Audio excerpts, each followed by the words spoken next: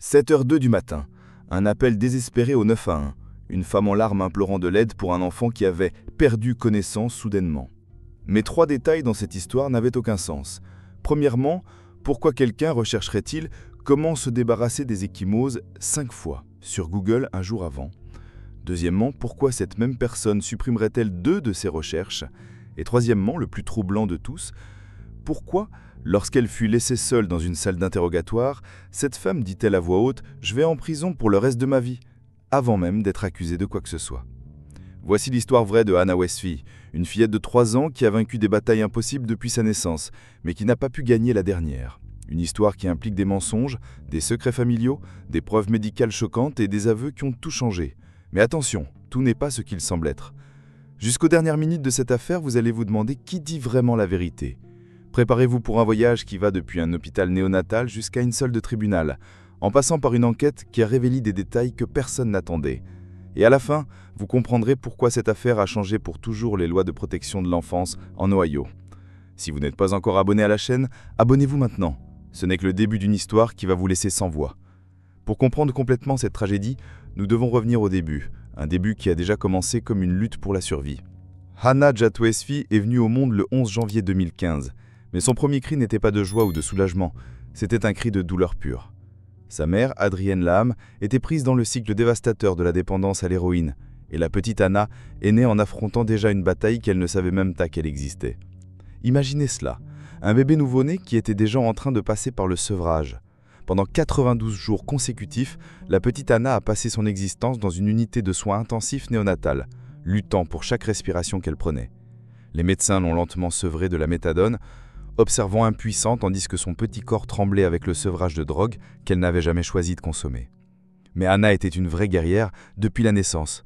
Elle a survécu là où beaucoup de bébés n'auraient pas pu. Quand elle a finalement quitté l'hôpital à 3 mois, elle était une survivante née. Cependant, Adrienne était prise dans un cycle destructeur de dépendance et de problèmes légaux qui rendaient impossible de s'occuper d'un nouveau-né qui avait besoin d'attention constante. Jason West, le père de Hannah, était un homme déterminé à briser ce cycle de destruction. Il avait déjà 2 filles plus âgées, Rachel et Caitlin, de relations précédentes, et il savait exactement ce que signifie être responsable d'une vie petite et précieuse.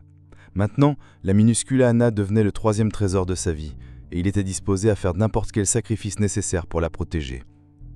Quand Hannah avait que 4 mois, la vie se transforma en cauchemar complet. Jason a perdu à la fois son emploi et sa maison dans une période dévastatrice, le forçant à une réalité brutale, dormir dans sa propre voiture, tandis que la petite Hannah restait chez son frère Jérémy.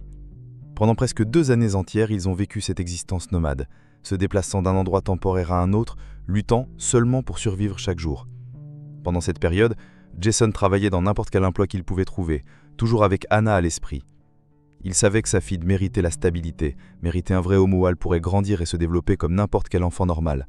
La détermination de ce père célibataire était inébranlable, même dans les moments les plus sombres. Finalement, en 2017, la chance commençait à leur sourire. Jason obtint un emploi stable et put louer une maison modeste sur Shank Road à Hamilton, Ohio. Pour la première fois de sa jeune vie, Hannah, maintenant âgée de 2 ans et demi, avait un vrai home. Un endroit où elle pouvait laisser ses jouets éparpillés, où elle avait son propre bud, où elle pouvait enfin se sentir sécurisée. La transformation chez Hannah était immédiate et remarquable. La fillette est devenue incroyablement extravertie et sociable. Elle n'était pas du tout timide, comme son père la décrivait fièrement à qui il voudrait l'entendre. La fillette voulait toujours aider autres personnes, surtout d'autres enfants, et aimait juste tout le monde autour d'elle, avec une pureté que seuls les enfants peuvent démontrer. Elle avait un sourire absolument contagieux et un rire cristallin qui pouvait littéralement illuminer n'importe quel environnement où elle se trouvait. Hannah avait obsession pour Minnie Mouse, son personnage de dessin animé préféré. Elle pouvait passer des heures entières à jouer avec ses jouets de Minnie, chanter les chansons qu'elle connaissait par cœur et organiser des goûters imaginaires élaborés où elle servait des biscuits invisibles à ses invités en peluche. Sa nourriture préférée était les hot dogs, mais elle avait une exigence bien spécifique. Elle demandait toujours à Bappa de les faire avec du ketchup, mais pas trop. Une phrase que Jason garderait dans son cœur pour toujours. C'était une enfant complètement normale, radiante de 3 ans, qui trouvait de la joie dans les choses les plus simples de la vie. Elle adorait rire jusqu'à en perdre haleine, donner des câlins serrés qui duraient plus longtemps que nécessaire, et avait cette curiosité naturelle qui fait que les enfants demandent pourquoi à absolument tout. Tous les samedis, sans faute, grand-papa Barry West faisait sa visite hebdomadaire. Malgré tout le chaos et l'instabilité qu'ils avaient affrontés, le grand-père adorait sa petite fille avec une dévotion touchante. Ses visites de dimanche étaient sacrées pour Anna. Elle courait vers lui avec des bras ouverts, contait de façon vivante tout ce qui s'était passé pendant la semaine, montrait fièrement ses jouets les plus nouveaux et faisait des performances improvisées de ses chansons préférées. Grand-papa Barry serait plus tard la personne qui remarquerait d'abord des changements subtils mais préoccupants dans le comportement de Anna. De petites altérations qui auraient dû servir de signaux d'alarme rouge sur le danger mortel qui s'approchait silencieusement. Maintenant établi dans sa nouvelle vie, Jason faisait face à un dilemme pratique mais crucial. Qui allait s'occuper de Anna pendant les longues heures qu'il devait travailler ? C'était une situation impossible. Il avait absolument besoin de gagner de l'argent pour supporter sa famille, mais en même temps il ne pouvait même pas rêver de laisser sa précieuse fille seule ou avec quelqu'un dans qui il n'avait pas entièrement confiance. C'est exactement à ce moment que le destin semblait intervenir, l'amenant à connaître une famille qui vivait seulement à 300 pieds de sa maison sur Shank Road à Hamilton. Lindsay Parton vivait là avec son partenaire Timothy Smith et ses 2 filles. À première vue et pour toutes les apparences superficielles, Lindsay semblait une solution parfaite, presque envoyée du ciel pour le dilemme de Jason. Lindsay avait 36 ans et possédait une formation académique dans le développement de l'enfance, des qualifications qui impressionnèrent et rassurèrent Jason. Elle était activement impliquée dans son église locale, ce qui suggérait des valeurs solides et un caractère fiable. Plus important encore, une vérification d'antécédents révéla qu'elle ne possédait aucun casier légal, même pas d'infraction mineure. Physiquement, Lindsay était une femme petite et apparemment inoffensive, avec 1,49 m de hauteur et des cheveux blonds lisses qu'elle maintenait toujours bien arrangés. Elle était une personne apparemment travailleuse, jonglant avec plusieurs emplois différents. Elle s'occupait d'enfants chez elle, travaillait comme comptable pour l'entreprise de son père et avait encore du temps pour être consultante mériquée en vendant des cosmétiques aux femmes du quartier. Timothy, son partenaire, possédait une entreprise de construction civile bien établie dans la région. Quand il a rencontré Jason, il lui a offert rapidement un emploi dans l'entreprise, ce qui résolvait simultanément 2 problèmes. Jason aurait un emploi stable et bien rémunéré, et ils auraient une raison légitime pour aider la famille. Pendant ce temps, Lindsay offrit spontanément de s'occuper de Anna pendant les heures de travail. Au début, absolument tout semblait fonctionner comme un rêve devenu réalité. Lindsay montrait même une affection génuine pour la situation, postant des photos adorables sur les réseaux sociaux avec des légendes affectueuses comme « Bienvenue douce à Anna » et « Notre nouvelle amie ». Pour tout observateur externe, cela semblait une situation où tout le monde y gagnait. L'arrangement de soins commença officiellement en juillet 2017, établissant une routine qui semblait parfaite pour tous les impliqués. Anna passerait du lundi au vendredi chez Lindsay, y restant parfois jusqu'à 12 heures entières pendant que Jason travaillait de longues journées dans la construction civile. Le coût était raisonnable, entre 30 et 35 $ par jour, une somme que Jason pouvait payer sans grande difficulté. Pour une petite fille qui avait déjà affronté tant de choses dans ses quelques années de vie, il semblait finalement qu'elle avait trouvé non seulement la stabilité, mais aussi un environnement sûr et aimant, où elle pourrait s'épanouir et se développer normalement. Mais sous cette façade apparemment parfaite, quelque chose de beaucoup plus sinistre grandissait lentement. Lindsay trouvait de plus en plus difficile de gérer la responsabilité supplémentaire que Anna représentait. Elle avait déjà ses propres 2 filles à élever, plus d'autres enfants qui restaient occasionnellement chez elle. Pour compliquer encore plus la situation, Jason retardait fréquemment les paiements à cause de ses propres difficultés financières, créant une tension supplémentaire. À la fin de février 2018, Lindsay souffrit d'une fausse couche dévastatrice, un événement traumatisant qui ajouta une couche supplémentaire de stress émotionnel à une situation qui devenait déjà insoutenable. La perte de la grossesse laissa Lindsay émotionnellement vulnérable et moins capable de gérer les demandes normales de s'occuper de plusieurs petits-enfants simultanément. De juillet 2017 jusqu'à mars 2018, la vie de Anna tournait autour d'une routine apparemment simple et réconfortante. Chaque matin, ponctuellement à 7 heures, papa Jason l'amenait soigneusement chez Lindsay, s'assurant toujours qu'elle avait tout ce dont elle avait besoin pour la journée. Le soir, après une longue journée de travail physique, il venait la chercher et ils rentraient à la maison ensemble. Pendant ces mois, Anna forma de véritables amitiés avec les filles de Lindsay et avec d'autres enfants qui fréquentaient la maison. Elle devint connue comme l'enfant qui apportait lumière et joie au foyer des Parton, riant toujours, jouant toujours, répandant toujours son énergie positive contagieuse. Au moins au début, sa présence était bienvenue et appréciée par tous. Mais quelque chose de fondamental commença à changer graduellement dans la dynamique de la maison. Lindsay devenait progressivement plus irritée et impatiente avec les espiègleries complètement normales de Anna. La tolérance qu'elle avait une fois eue pour les comportements typiques d'un enfant de 3 ans s'épuisait rapidement. Le point de rupture arriva un jour quand Anna, agissant comme n'importe quel enfant curieux de son âge, renversa du ketchup dans les toilettes de la maison. Pour un enfant, cela sembla probablement être une expérience intéressante, voir comment le ketchup rouge se mélangeait avec l'eau. Mais pour Lindsay, dont les nerfs étaient déjà fragilisés par de multiples stress, cela devint la fameuse goutte qui fait déborder le vase. C'est à ce moment exact que, comme elle le confesserait plus tard en détail graphique à la police pendant l'interrogatoire, elle agressa Anna à la tête pour la première fois. Ce fut le début d'un pattern de comportement qui deviendrait progressivement plus dangereux et violent. Anna était simplement un enfant normal de 3 ans, faisant des choses que tous les enfants de 3 ans font. Parfois, elle faisait des crises quand papa partait au travail, une réaction complètement naturelle pour un enfant qui avait vécu tant d'instabilité dans sa courte vie. Elle était naturellement curieuse du monde autour d'elle et parfois se mettait dans de petits problèmes, exactement comme tous les enfants de son âge le font comme partie normale de leur développement. Mais pour Anna, ces comportements infantiles complètement normaux devenaient de plus en plus dangereux. Chaque espièglerie innocente, chaque moment de curiosité naturelle, chaque expression normale d'émotion était reçue avec une réponse de plus en plus violente et disproportionnée. Le grand-père de Anna, Dave Lam, qui maintenait religieusement ses visites de Mandical, commença à noter quelque chose de troublant, des ecchymoses apparaissant régulièrement sur le corps de sa petite fille. Quand il demandait gentiment à Anna ce qui s'était passé, essayant de comprendre comment un enfant si petit se blessait si fréquemment, la petite fille répondait simplement avec un mot : « bébé ». Cette réponse énigmatique résonne maintenant comme un cri de détresse désespéré que personne à l'époque ne put interpréter correctement.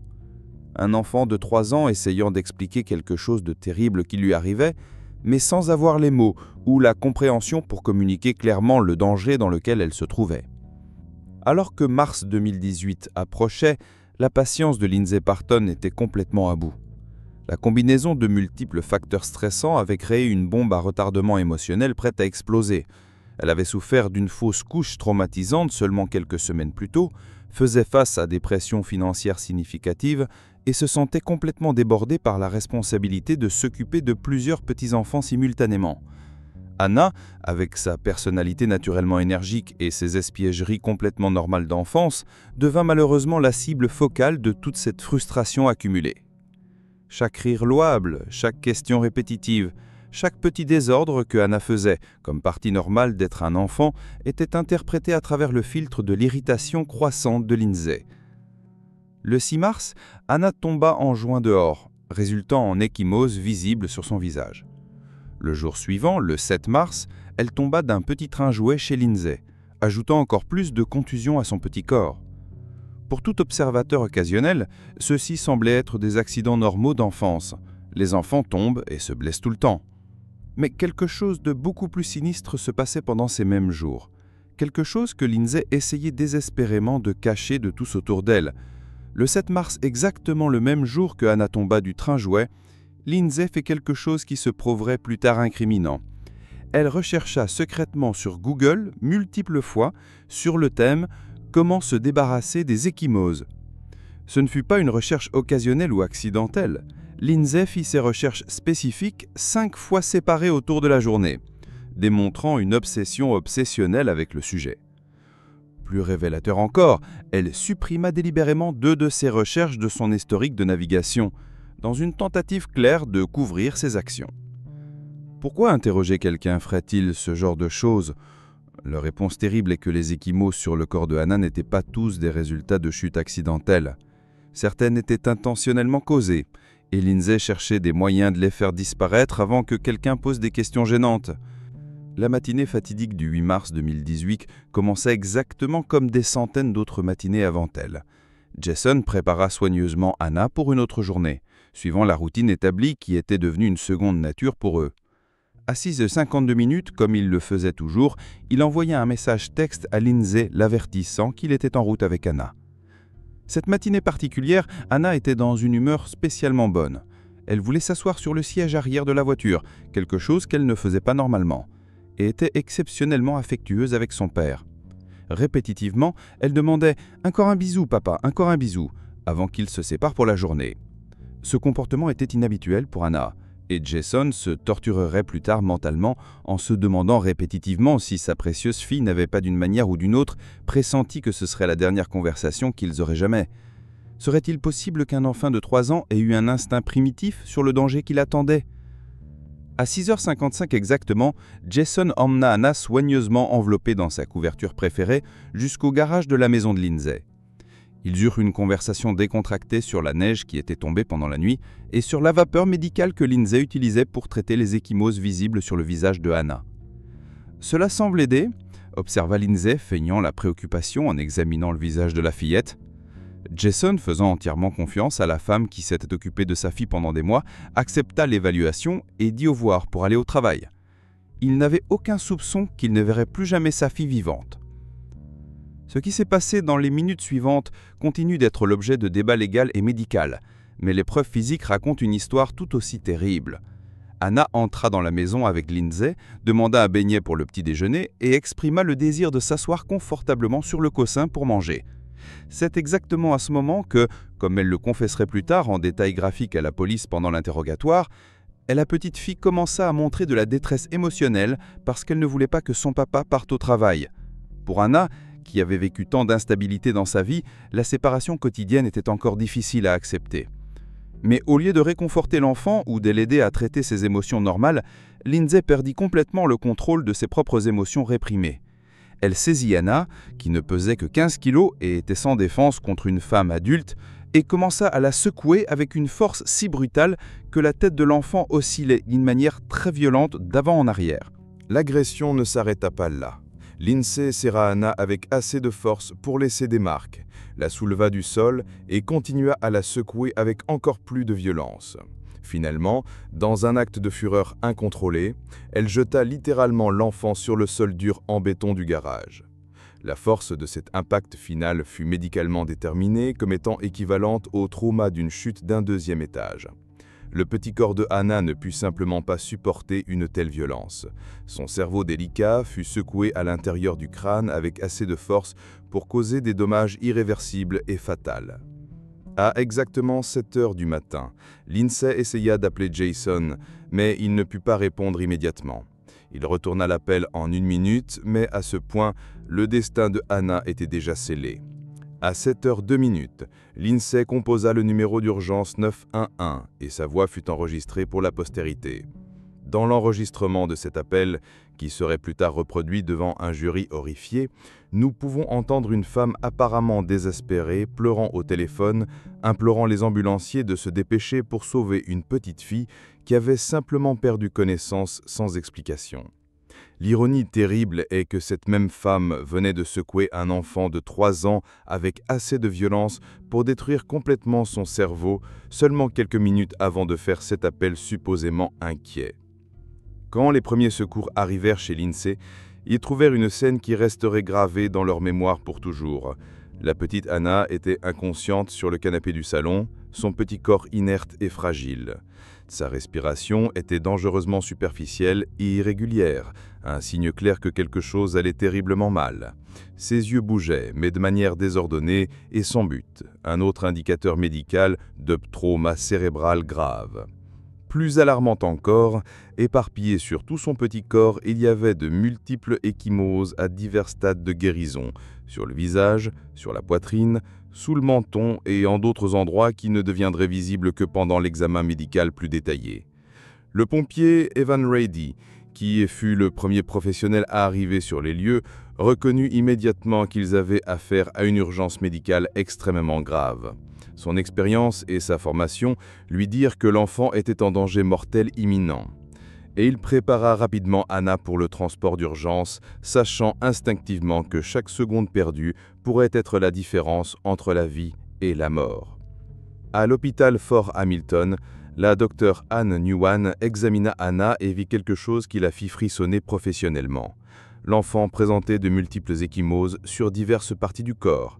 Ses pupilles ne réagissaient pas adéquatement à la lumière, un signe neurologique extrêmement préoccupant, et il y avait une évidence claire de saignement derrière les yeux. Plus critique encore, Anna ne pouvait pas respirer seule sans assistance mécanique. La médecin prit immédiatement la décision d'intuber l'enfant en insérant un tube respiratoire directement dans sa gorge et ordonna un transport aérien d'urgence vers l'hôpital pour enfants de Cincinnati, où des spécialistes en trauma pédiatrique pourraient fournir des soins plus avancés. C'est à l'hôpital pour enfants de Cincinnati que l'équipe médicale découvrit le véritable et complet tableau de l'horreur que Anna avait affronté. Les scanners et autres examens révélèrent qu'elle avait souffert d'un segment massif et dévastateur dans le cerveau, si grave que son cerveau s'était littéralement déplacé à l'intérieur du crâne à cause de l'enflure. Ses yeux étaient complètement remplis de sang dans les 3 couches anatomiques, une condition médicale qui indique un trauma extrême. À l'arrière de sa tête, les médecins découvrirent des ecchymoses profonds et étendues, certaines qui ne devinrent visibles qu'après avoir complètement rasé ses cheveux, d'autres qui ne furent découvertes que pendant des procédures plus invasives. La docteure Dorothy Dean, une pathologiste médico-légale expérimentée qui réaliserait plus tard l'autopsie officielle de Anna, décrivit les blessures de l'enfant en utilisant un seul mot qui résumait toute la brutalité de ce qui s'était passé: tremendous. Le petit et délicat cerveau de Anna avait souffert le type de trauma que les médecins voient normalement seulement chez les victimes de chutes de grande hauteur ou dans des accidents automobiles à haute vitesse. La force nécessaire pour causer une telle dévastation était si grande que la docteure Dean put affirmer catégoriquement qu'une simple chute du niveau du sol, comme l'INSEE avait initialement prétendu, n'aurait jamais pu résulter dans des dommages si étendus et sévères. Pendant les premières heures après l'incident, Lindsay Partan réussit à maintenir une performance convaincante d'innocence et de préoccupation génuine. Elle était visiblement bouleversée et pleurait au téléphone en parlant avec le répartiteur d'urgence, implorant répétitivement que l'ambulance arrive le plus vite possible. « Elle se sentait très mal hier », répétait-elle constamment, essayant d'établir un narratif où les ecchymoses de Anna étaient le résultat d'accidents précédents, pas de violences récentes. Pour toute personne observant la situation superficiellement, Lindsay Partan semblait genuinement choquée et préoccupée par le bien-être de l'enfant. Quand les détectives du comté de Butler questionnèrent Lindsay le 8 mars, le premier jour après l'incident, elle maintenut fermement sa position d'innocence et insista répétitivement qu'elle n'avait rien fait de mal et que les blessures de Anna devaient avoir résulté de chutes et d'accidents des jours précédents. Mais les enquêteurs réalisèrent rapidement que quelque chose n'allait pas avec l'histoire de Lindsay. Ils avaient parlé extensivement avec des spécialistes médicaux qui furent catégoriques dans leurs évaluations.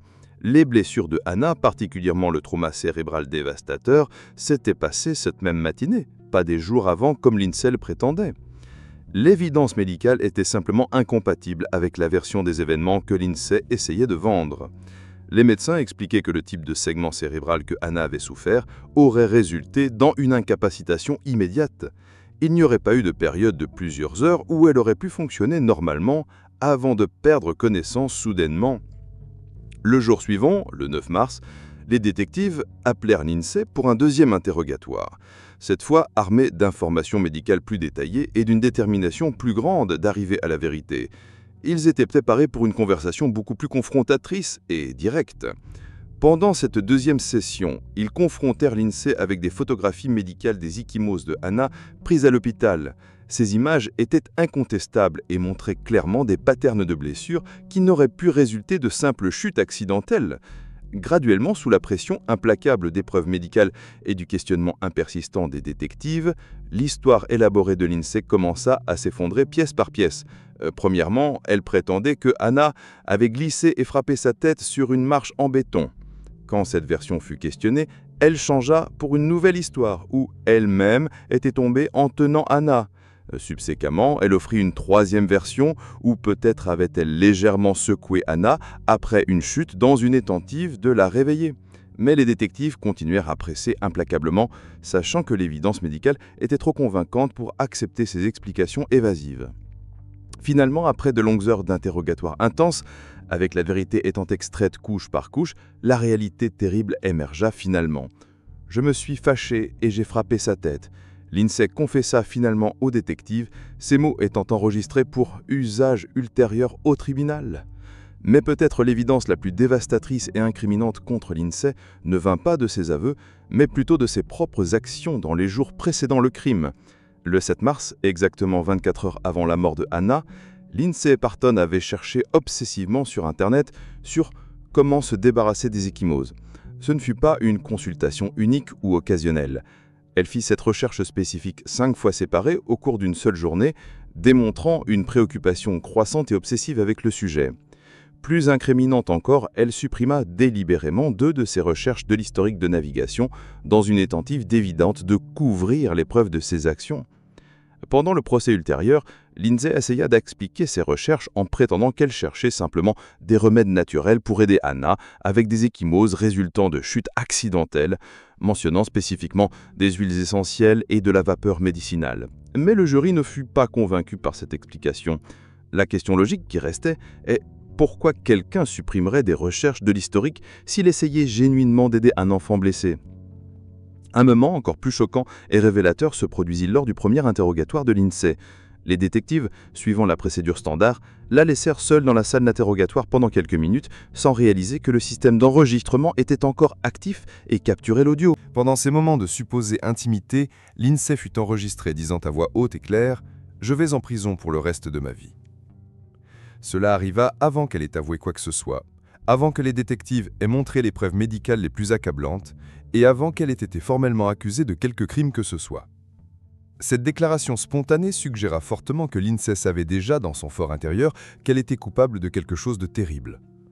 Une personne vraiment innocente ne ferait pas un tel commentaire non sollicité, spécialement dans une situation où elle maintenait encore la facette d'être une victime des circonstances. Le procès de Lindsay Parton commença en avril 2019 et s'étendit sur 10 jours émotionnellement chargés qui divisèrent complètement la communauté locale. Le tribunal présentait une division visuelle dramatique qui reflétait les loyautés conflictuelles de l'affaire. D'un côté du tribunal, la famille de Anna s'asseyait unie, portant des t-shirts bleu brillant avec le message touchant « Ange de Dieu pour toujours », une démonstration publique d'amour et de mémoire de la fillette qu'ils avaient perdue. De l'autre côté, famille et amis de Lindsay se rassemblaient. Des gens qui ne pouvaient simplement pas accepter ou croire que la femme qu'ils connaissaient depuis des années était capable de commettre un acte si terrible contre un enfant sans défense. Les procureurs construisirent un cas méthodiquement dévastateur contre Lindsay. Ils montrèrent au jury la vidéo complète de ses aveux détaillés, où elle n'admettait pas seulement avoir agressé Anna, mais démontrait aussi physiquement comment elle l'avait fait. Ils reproduisirent l'enregistrement de son appel original au service d'urgence, où la voix de Jason peut être entendue en arrière-plan, implorant désespérément « Anna, respire, respire pour papa ». Peut-être plus impactant encore, les procureurs présentèrent les photographies médicales des ecchymoses de Anna. Des images si troublantes et douloureuses que Lindsay fut vue pleurant à la table de la défense, apparemment confrontée à la réalité visuelle de ce qu'elle avait causé à un enfant sans défense. L'équipe de défense, menée par l'avocate Melinda Howard, faisait face à une tâche pratiquement impossible. L'évidence médicale était écrasante dans sa clarté. Les aveux de Lindsay avaient été enregistrés en vidéo sur multiples angles. Les recherches incriminantes sur Google démontraient une préméditation claire. Comment défendre un cas qui semblait indéfendable ? La stratégie que Howard choisit fut audacieuse et controversée. Elle décida de blâmer Jason Wes. Le propre père de Anna, la défense se concentra sur une discordance spécifique dans l'histoire de Jason sur ses activités la nuit précédant la mort de sa fille. Howard souligna l'appétivement que Jason avait menti à la police sur où il était la nuit du 7 mars. Initialement, il prétendait être allé au Walmart pour acheter du lait, une histoire simple et apparemment innocente. Mais la vérité, qui n'émergea que plus d'1 an plus tard, était différente. Jason avait passé la nuit à reconduire un ami appelé Chris Davis chez lui et à lui permettre de rester à sa résidence. La défense argumenta que cette discordance n'était pas simplement un oubli innocent, mais une évidence que Jason cachait quelque chose de plus significatif. Pourquoi un père endeuillé mentirait-il sur quelque chose d'apparemment si trivial, à moins qu'il essaye de couvrir quelque chose de beaucoup plus sérieux ? La défense amena aussi une figure légendaire du monde de la médecine forensique, le docteur Werner Spitz. Un pathologiste médico-légal de 92 ans, avait évolué dans quelques des cas criminels les plus fameux de l'histoire américaine. Malgré son âge avancé, le docteur Spitz était encore considéré comme une des autorités maximales pour déterminer les causes de mort. Le docteur Spitz offrit une opinion qui contredisait directement les découvertes des médecins de l'État. Il argumentait que le cerveau humain n'enfle pas instantanément après un trauma, mais requiert du temps pour développer le type d'enflement observé chez Anna. Basé sur son analyse, il suggéra que les blessures auraient pu se produire des heures avant le moment que l'accusation alléguait. Cette opinion médicale alternative créa au moins quelques doutes sur la chronologie exacte des événements, qui était cruciale pour la théorie de l'accusation que Lindsay allait causer les blessures le matin du 8 mars. Le moment le plus dramatique et tendu de tout le procès arriva lorsque Lindsay Parton prit la décision risquée de témoigner. Avec des larmes visibles dans ses yeux et une voix tremblante d'émotion, elle jura solennellement au jury qu'elle n'avait jamais nui à Hannah intentionnellement. Selon son témoignage, tous ses aveux précédents à la police étaient une fabrication complète, forcée par des détectives intimidants qui l'avaient pressée jusqu'à ce qu'elle dise ce qu'ils voulaient entendre. Elle a prétendu s'être sentie complètement débordée durant l'interrogatoire et a inventé une fausse histoire pour protéger d'autres personnes qu'elle aimait. Quand on lui a demandé directement par son avocate si elle avait causé des blessures à Hannah le 8 mars, elle a répondu fermement qu'elle ne l'avait pas fait. De la même façon quand on lui avait demandé à propos du 6 ou 7 mars. Quand on lui a demandé pourquoi elle avait avoué aux policiers, elle a expliqué qu'elle voulait protéger tous autour d'elle. Selon sa nouvelle version des événements, la vérité sur ce qui s'était passé avec Hannah le matin du 8 mars était exactement ce qu'elle avait dit dans sa première interview avec la police.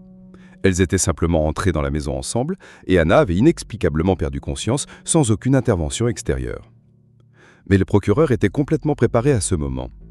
Sous un interrogatoire croisé implacable, ils confrontèrent Lindsay avec un fait qui était simplement indéniable et dévastateur pour son nouveau narratif. Pendant ses aveux originaux aux policiers, Lindsay n'avait pas admis seulement d'enregistrer verbalement avoir agressé Hannah. Elle avait physiquement démontré exactement comment elle l'avait fait, montrant les mouvements spécifiques, les types de coups, la manière dont elle avait secoué l'enfant.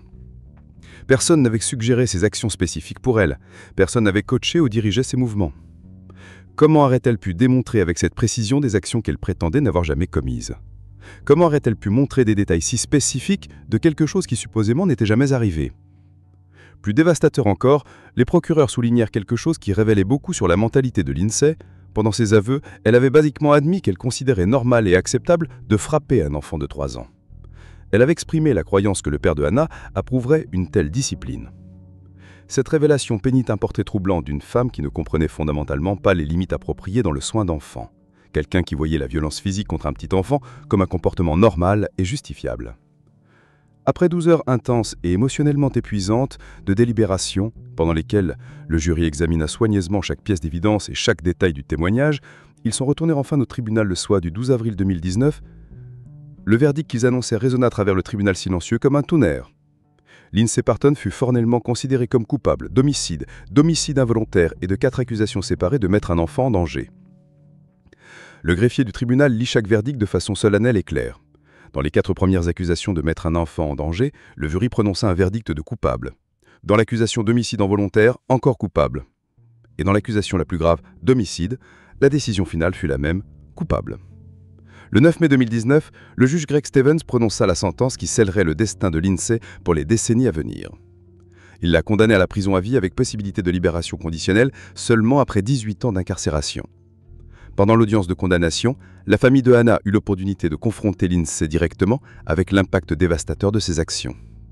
Jason West, parlant comme un père détruit, exprima sa colère et sa douleur de manière crue et émotionnelle, décrivant Hannah comme sa fille courageuse, intelligente, aimante, attentionnée, aventureuse, belle, forte et charismatique, qui avait été perdue pour 12 jours. Jason déclara que la famille avait été volée d'une vie entière avec Hannah, qu'il n'y aurait plus de fête d'anniversaire pour elle et que la fillette resterait pour toujours 3 ans dans leur mémoire.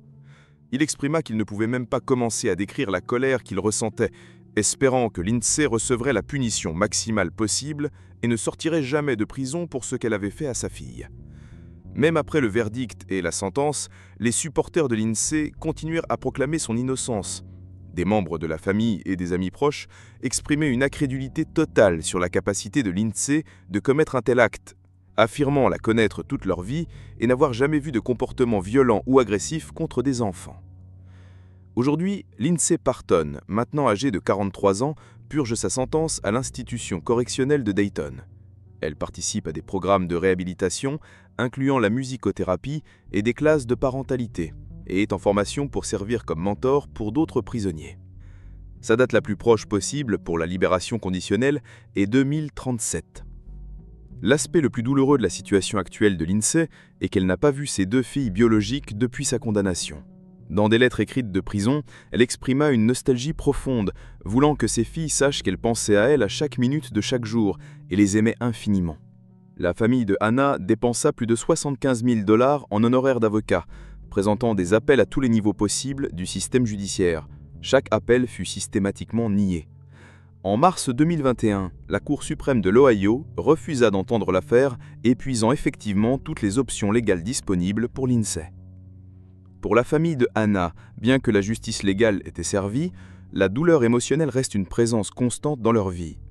Jason West canalisa sa douleur dans une cause plus grande, fondant la Hannah Strong Foundation, une organisation à but non lucratif dédiée spécifiquement à aider les enfants qui sont victimes de mauvais traitements. L'objectif de la fondation est ambitieux et touchant, lever 785 000 $ pour créer un camp spécialisé où les enfants qui ont souffert de traumas peuvent trouver guérison et support. Mais pour un homme qui a perdu sa fille bien-aimée, aucune somme d'argent ou reconnaissance publique ne peut remplir le vide laissé par Hannah. La famille continue à maintenir une tradition douloureuse mais significative. Ils visitent régulièrement la tombe de Hannah au Rest Haven Memorial Park. Au lieu d'embrasser un enfant vivant et vibrant, ils s'allongent sur le sol froid et embrassent une pierre tombale, un rituel qui représente à la fois l'amour éternel et la perte inconsolable. Bien que le système légal ait prononcé son verdict final, l'affaire Hannah West continue à soulever des questions fondamentales et préoccupantes sur la supervision des soins d'enfants de notre société. L'INSEE opérait une garderie domestique complètement sans licence, sans aucune supervision gouvernementale ou professionnelle. Personne n'avait vérifié ses qualifications réelles au-delà de ce qu'elle prétendait. Personne ne surveillait régulièrement la sécurité et le bien-être des enfants dans sa maison. Il n'y avait pas de protocole établi pour détecter des signes de danger ou de mauvais traitement. Le système avait fondamentalement échoué à protéger les enfants les plus vulnérables. L'affaire soulève aussi des questions troublantes sur la reconnaissance des signes d'alarme. Le grand-père de Hannah avait remarqué des ecchymoses répétées et entendu la fillette elle-même mentionner des problèmes avec sa gardienne. Pourquoi ces indices n'ont-ils pas mené à une enquête plus profonde? Comment notre société peut-elle être mieux formée pour reconnaître et répondre aux signes de danger? Des questions médicales restent aussi l'objet de débats parmi les spécialistes. Tous les professionnels médicaux qui témoignèrent pour l'accusation affirmèrent catégoriquement que des blessures si graves pouvaient être infligées en quelques secondes. Mais quelques personnes dans la communauté médicale expriment encore des doutes sur des aspects spécifiques de l'enquête. La police a-t-elle vraiment enquêté sur toutes les possibilités de façon adéquate et complète, ou se sont-ils focalisés sur l'INSEE comme suspecte trop rapidement? Ces questions ne seront probablement jamais résolues complètement, mais continuent d'être débattues dans les cercles professionnels. Hannah Jade West vécut seulement 3 ans et 2 mois dans ce monde, mais son histoire toucha et impacta des milliers de personnes à travers le pays. Un enfant qui commença sa vie en luttant héroïquement contre la dépendance chimique, qui passa ses premiers mois critiques dans un hôpital luttant pour la survie, qui résista à l'instabilité habitative et à la pauvreté, méritait absolument de grandir, rire, aimer et vivre une vie pleine. Au lieu de cela, elle devint tragiquement la victime du même type de violence dont son père aimant essayait désespérément de la protéger. Sa mort représente non seulement une tragédie familiale, mais un échec systémique de multiples institutions qui auraient dû fonctionner comme des filets de sécurité. La tragédie de Hannah sert comme un rappel sombre et urgent que les enfants sont indiscutablement les plus vulnérables parmi nous. Ils dépendent complètement des adultes autour d'eux, non seulement pour l'amour, la nutrition et les soins de base, mais aussi pour la protection active contre ceux qui pourraient leur nuire. Dans le cas spécifique de Hannah, le système de protection a échoué à de multiples niveaux critiques, depuis le manque de réglementation adéquate des garderies domestiques jusqu'à l'échec collectif de reconnaître et répondre appropriément aux signes évidents de danger croissant. Mais peut-être la leçon la plus importante et durable de l'histoire de Hannah est l'affirmation fondamentale que chaque enfant, indépendamment de ses circonstances de naissance et antécédents familiaux, mérite une protection inconditionnelle et des soins aimants. Hannah, née d'une mère luttant contre la dépendance chimique, élevée par un père solitaire faisant face aux difficultés économiques, était aussi précieuse et valable que n'importe quel autre enfant dans n'importe quelle autre famille. Sa mort n'aurait pas dû arriver sous aucune circonstance que ce soit, et sa mémoire mérite d'être préservée non seulement comme celle d'une victime tragique, mais comme celle d'une petite guerrière courageuse qui a surmonté des obstacles inimaginables avant que sa vie soit brutalement interrompue. Aujourd'hui, tant que Lindsay Parton purge sa sentence de prison, et que la famille de Hannah continue à naviguer à travers sa douleur, l'histoire continue à servir comme un appel urgent à l'action. Elle nous rappelle la fragilité précieuse de l'enfance et la responsabilité solennelle que nous partageons tous pour protéger les plus vulnérables et sans défense parmi nous. La petite Hannah est peut-être partie de ce monde trop tôt, Mais son histoire continue à inspirer des changements dans les lois de protection de l'enfance, la formation pour les professionnels de soins d'enfants et la sensibilisation publique sur les signes de danger que tous les enfants méritent d'avoir reconnus et traités. En sa mémoire, nous devons nous engager à créer un monde où aucun enfant n'affronte ce que Anna a affronté, où chaque enfant peut grandir en sécurité, amour et protection, exactement comme Anna méritait d'avoir grandi. Nous arrivons à la fin de cette histoire dévastatrice mais importante à raconter. Si vous avez regardé jusqu'ici, s'il vous plaît, laissez votre like sur la vidéo et abonnez-vous à la chaîne pour ne pas manquer nos prochaines affaires. Votre opinion est fondamentale pour nous. Laissez dans les commentaires quelle affaire vous aimeriez voir analysée la semaine prochaine. Ensemble, nous continuons à apporter de la lumière aux histoires qui ont besoin d'être racontées. À la prochaine.